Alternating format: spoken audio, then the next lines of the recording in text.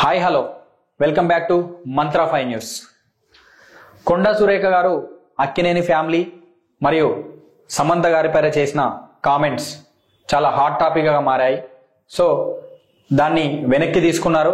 అయినా కూడా నాగార్జున గారు మా కుటుంబాన్ని రోడ్డు పైన వేశారు, ఎలాంటి ఆధారాలు లేకుండా మీ రాజకీయ లబ్ధి కోసం రాజకీయంలోకి సినీ ఇండస్ట్రీలను లాగడం ప్రతిసారి అలవాటు అయిపోయిందని ఆ ధోరణితోటి మీరు ప్రతి ఒక్కరు ఇలానే తప్పులు చేస్తున్నారు, ఎవరు అనేవారు లేక అని చెప్పేసి నాంపల్లి కోర్టులో నిన్న లీగల్ నోటీసులు అయితే దాఖలు చేశారు. సో అదంతా అలా నడుస్తుంటే మన అక్కినేని ఫ్యామిలీ నుంచి అక్కినేని అఖిల్ గారు ఖచ్చితంగా మా నాన్నగారు వదిలిపెట్టినా మా అన్న వదిలిపెట్టినా నేను మాత్రం వదిలిపెట్టాను. అక్కినేని ఫ్యామిలీ అంటే మాకు ఒక మంచి బ్రాండ్ ఉంది. మా తాతగారు అక్కినేని నాగేశ్వరరావు గారు నిర్మించిన మా ఫ్యామిలీ ఇలా ఎవరు పడితే వాళ్ళ ఇష్టానికి మాట్లాడుకోవడానికి కాదు, మాకంటూ ఒక పర్సనల్ లైఫ్ ఉంది, మాకంటూ ఫ్యాన్స్ దగ్గర ఒక ఇమేజ్ ఉంది. సో దాన్ని భగ్నం చేయడానికే ఈ ప్రభుత్వం కట్టగట్టుకొని ఉంది. ఖచ్చితంగా ఇది న్యాయస్థానంలో ఎవరైతే ఆధారాలు లేకుండా నిరాధారంగా మాటలు మాట్లాడి మా కుటుంబానికి భగ్నం కలిగేలా చేశారో వాళ్ళని ఖచ్చితంగా శిక్షించి తీరుదాము. ఎవరు వదిలిపెట్టినా నేను మాత్రం వదిలిపెట్టనని ఖచ్చితంగా నిఖిల్ మాత్రం స్టాండ్ అయి నిల్చున్నారు. అసలు ఎందుకు అంటే ఎవరి కుటుంబమైనా కుటుంబమే.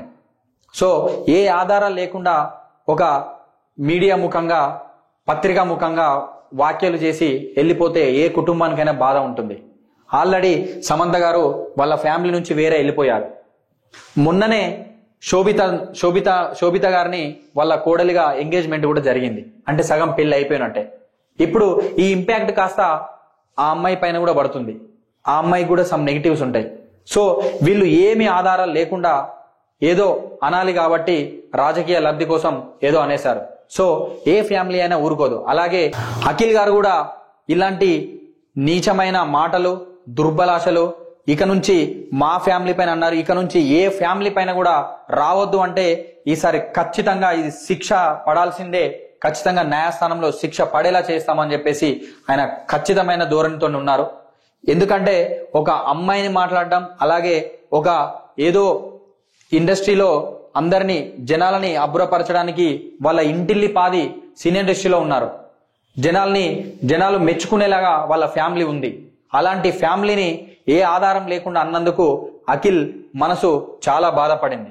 సో దానివల్ల ఖచ్చితమైన ఒక స్టాండ్ తీసుకొని శిక్ష పడేలాగా చూస్తానని చెప్పేసి ఇంకొకసారి సినీ ఇండస్ట్రీలో ఏ ఫ్యామిలీ పైన కానీ ఏ ఒక్కరి పైన కూడా ఇలాంటి ఆధారాలు లేకుండా ఇలాంటి వ్యాఖ్యలు రావద్దు అంటే వీళ్ళకి ఖచ్చితమైన శిక్ష పడాల్సిందే అని అఖిల్ చెప్పడం మనం చూడొచ్చు.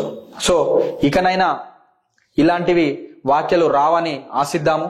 ఒకవేళ అఖిల్ గారు చేసేది కరెక్టే అనిపిస్తే అక్కినేని ఫ్యామిలీ అండ్ అక్కినేని అభిమానులకి ఒకటే విజ్ఞప్తి చేస్తున్నా, ఒకవేళ అఖిల్ గారు వెళ్లే దారి కరెక్టే అని అనుకుంటే మీరు కింద కామెంట్ చేసి అఖిల్ గారికి మద్దతు తెలుపగలరు.